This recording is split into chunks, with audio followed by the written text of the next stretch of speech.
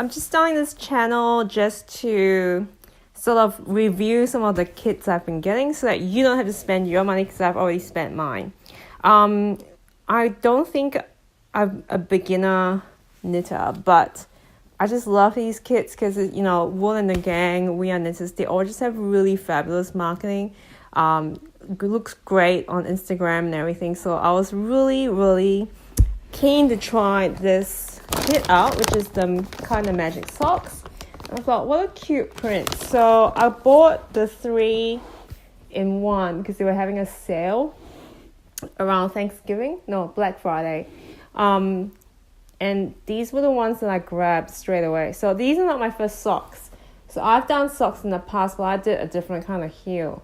So that's the one I completed. And I'm doing one at the moment. So I use circular needles for my sock yarn. What I don't like about this.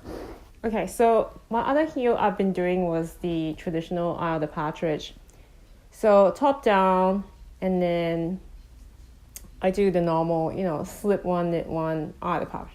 Normal. Do a heel flap, and then pick it up, and then do the rest, right? So this is using the Afterthought.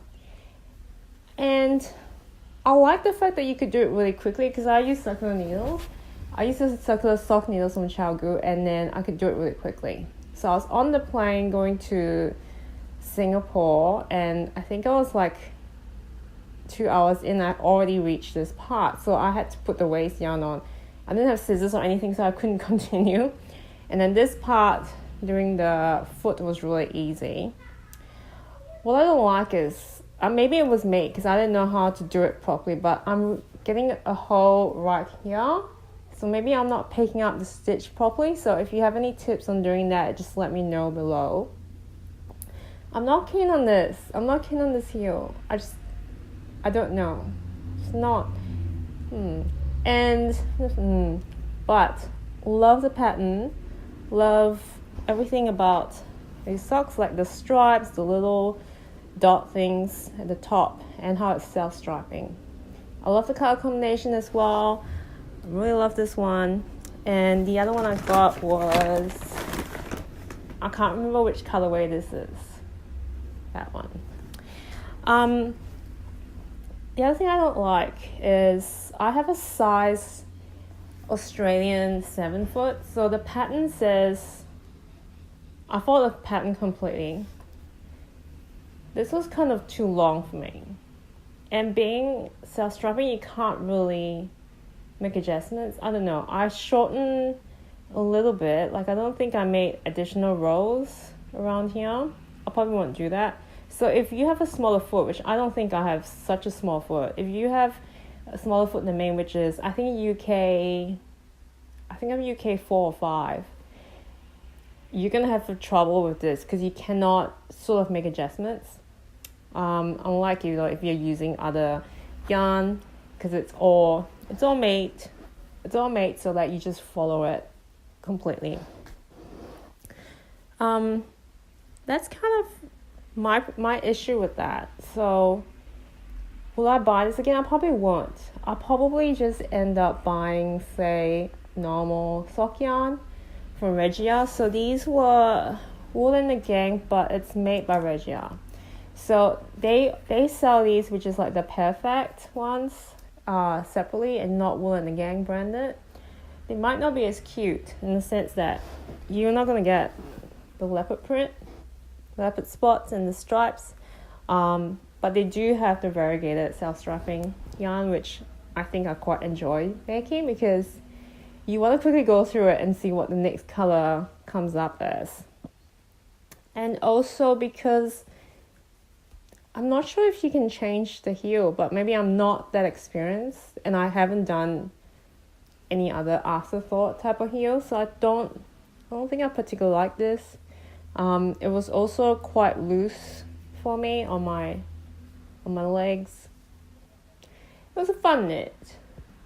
And I got it on sale. I can't remember the price now because I bought something else with it. It was quite expensive.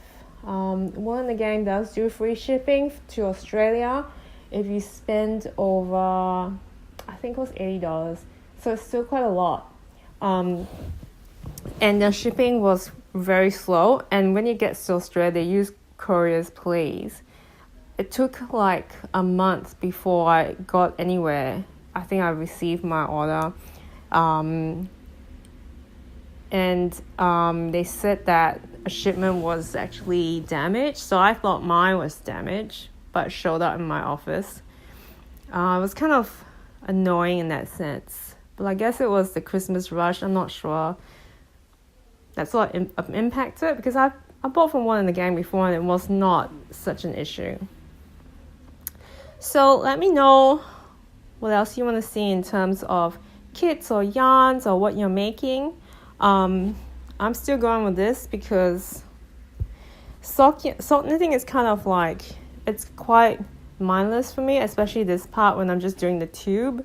The afterthought or forethought heel is just kind of easy in the sense that you just knit all the way, right? You just knit all the way until the yarn changes color and you get the pattern. It's all really easy. You put your waist yarn on, you remove it, and then you pick up the stitches and do the heel part.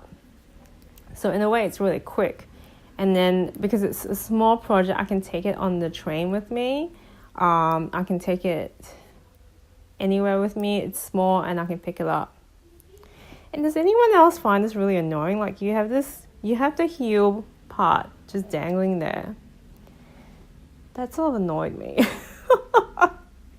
So I sort of balled it up and like hit it in there. So it's not, it's just still kind of annoying to me. That's pretty much all I can say. You know what? I think I'm still a sucker for it because of the print.